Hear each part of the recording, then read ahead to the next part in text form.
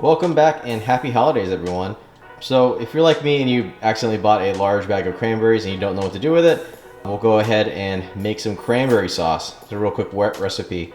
So here's what we have for you today. I have 12 ounces of fresh cranberries, 1 cup of granulated sugar, a bit of kosher salt, half a cup of water, 2 tablespoons of orange juice, 2 strips of orange zest, and 1 cinnamon stick. I just put all of our ingredients in our pan here and I have it over medium-high heat.